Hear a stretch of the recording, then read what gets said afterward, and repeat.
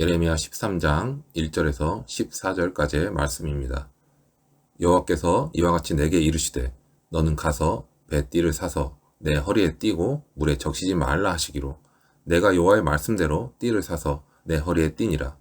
여호와의 말씀이 다시 내게 임하여 이르시되 너는 사서 내 허리에 띈 띠를 가지고 일어나 유브라데로 가서 거기서 그것을 바위 틈에 감추라 하시기로 내가 여호와께서 내게 명령하신 대로 가서 그것을 유브라데 물가에 감추니라.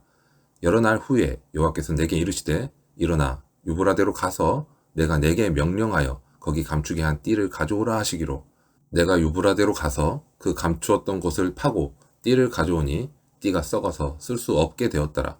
여호와의 말씀이 내게 임하니라. 이르시되 여호와께서 이와 같이 말씀하시니라. 내가 유다의 교만과 예루살렘의 큰 교만을 이같이 썩게 하리라. 이 악한 백성이 내 말을 듣기를 거절하고 그 마음에 완악한 대로 행하며 다른 신들을 따라 그를 섬기며 그에게 절하니 그들이 이 띠가 쓸 수 없음 같이 되리라. 여호와의 말씀이니라. 띠가 사람의 허리에 속한 같이 내가 이스라엘 온 집과 유다 온 집으로 내게 속하게 하여 그들로 내 백성이 되게 하며 내 이름과 명예와 영광이 되게 하려 하였으나 그들이 듣지 아니하였느니라. 그러므로 너는 이 말로 그들에게 이르기를 이스라엘의 하나님 여호와의 말씀에 모든 가죽 부대가 포도주로 차리라 하셨다 하라. 그리하면 그들이 내게 이르기를 모든 가죽 부대가 포도주로 찰 줄을 우리가 어찌 알지 못하리요 하리니 너는 다시 그들에게 이르기를 여호와의 말씀에 보라 내가 이 땅의 모든 주민과 다윗의 왕위에 앉은 왕들과 제사장들과 선지자들과 예루살렘 모든 주민으로 잔뜩 취하게 하고 또 그들로 피차 충돌하여 상하게 하되 부자 사이에도 그러하게 할 것이라. 내가 그들을 불쌍히 여기지 아니하며 사랑하지 아니하며 아끼지 아니하고 멸하리라 하셨다 하라. 여호와의 말씀이니라. 어거스틴은 교만이야말로 인간이 빠지기 가장 쉽고 극복하기는 가장 어려운 죄라고 말했습니다. 우리는 교만이라는 죄에서 벗어나기가 너무나 어렵습니다. 유다가 저지른 죄도 바로 교만이었습니다. 하나님께서는 이들이 받을 징계를 두 가지 비유를 통해서 드러내시고 그 비유를 통해 중요한 예언을 말씀하십니다. 하나님께서는 선지자 에레미야에게 배로 만든 띠를 새로 사서 허리에 띠고 물에 젖지 않도록 하라고 말씀하십니다. 물에 젖지 않은 띠는 하나님과 언약 관계에 있던 이스라엘 백성을 가리킵니다. 그들은 하나님께 사랑받는 거룩한 자녀들이었습니다. 하나님께서는 에레미야에게 그 허리띠를 유브라데 강가의 한 바위 틈에 숨기라고 말씀하십니다. 그리고 여러 날 후에 숨겨놓았던 허리띠를 가져오게 하셨습니다. 그 띠는 그동안 썩어서 도저히 쓸 수 없게 변해 있었습니다.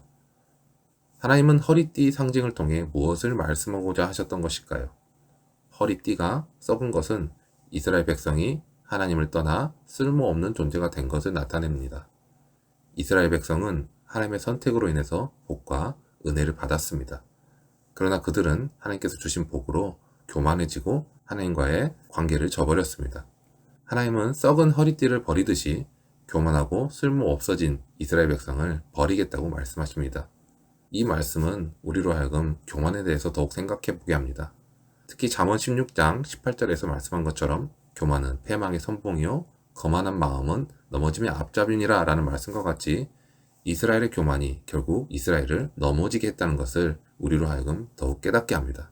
그리고 호세아 7장 10절에서는 이스라엘의 교만은 그 얼굴에 드러났느니 그들이 이 모든 일을 당하여도 그들의 하나님 여호와께로 돌아오지 아니하며 구하지 아니하도다 라고 말씀합니다.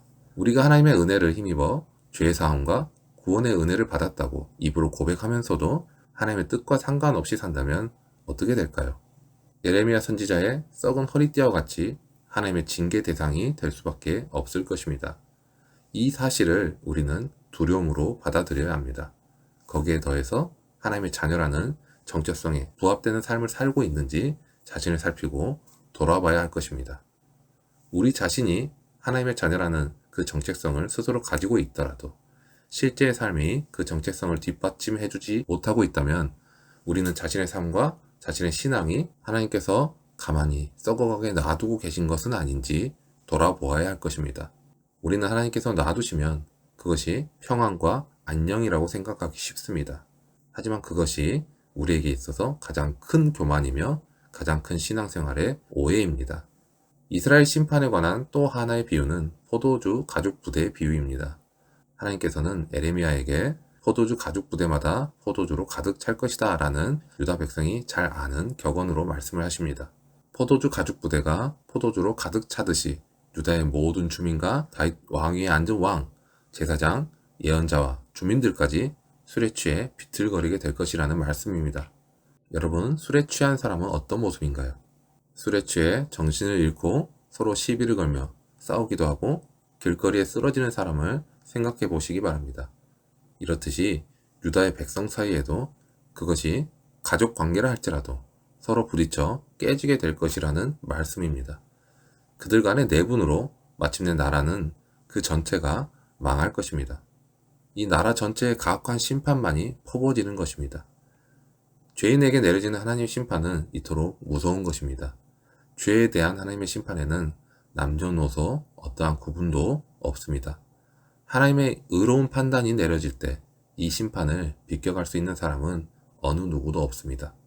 오직 죄인들을 용서하시는 하나님의 은혜만이 우리가 하나님의 심판을 피할 수 있는 유일한 근거가 되고 방편이 될 뿐입니다. 이런 은혜를 힘입어서 죄악을 벗어버리고 하나님께 돌아가시기 바랍니다. 교만을 버리고 하나님께 겸손히 엎드리는 사람은 하나님의 긍휼을 얻을 수 있습니다. 이스라엘은 하나님께 언약 백성으로 선택을 받았습니다. 그러나 그들은 하나님이 주신 복을 가지고 오히려 교만하게 되었습니다. 하나님을 버리고 우상에 빠져버린 이 백성들은 썩은 허리띠가 버려지듯이, 그리고 술 취한 자가 스스로 파멸의 길로 빠지듯이 멸망하게 될 것입니다. 죄인을 판단하시고 심판하시는 하나님을 우리는 마땅히 경외해야 합니다. 그리고 죄악의 길에서 떠나 겸손히 하나님을 의지하는 순종의 자녀로 살아가야 합니다. 우리는 하나님의 선하심과 하나님의 능력에 대해서 믿음을 가지지 않는 삶과 신앙을 볼 때가 너무나 많습니다. 내가 가지고 있는 경험과 지식과 가치관으로 인해 가지고 있는 신념과 같은 것들은 하나님에 대해서 올바른 신앙과 하나님과의 관계를 갖지 못하게 합니다. 하나님께서는 때로 우리가 이해할 수 없는 방법으로 우리를 인도하실 때가 많습니다. 애굽에서 일어난 10가지 재앙을 누가 온전히 이해할 수 있을까요? 홍해를 건너는 것과 만나를 내려주는 것, 그리고 불기둥과 구름기둥을 우리의 삶에서 어떻게 이해를 해야 할까요? 그리고 하나님께서 직접 인간으로 오셔서 다시 하나가 되게 하려 하시기 위해서 피조물의 죄를 위해 죽으셨다는 것은 우리로 하여금 가장 이해가 되지 않는 하나님의 선하심과 하나님의 사랑에 대한 부분입니다. 우리의 경험과 우리의 지식과 가치관을 초월하시는 선하신 하나님을 바라보시기 바랍니다. 그런 하나님을 의지하시기 바랍니다. 우리가 온전히 하나님을 의지하고 신뢰하며 하나님과 동행할 때 하나님께서 그런 우리에게 신령한 은혜를 주실 것입니다. 오늘 하루도 하나님과 동행하며 은혜 가운데로 나아가는 우리 모든 성도님들이 되시길 소망합니다.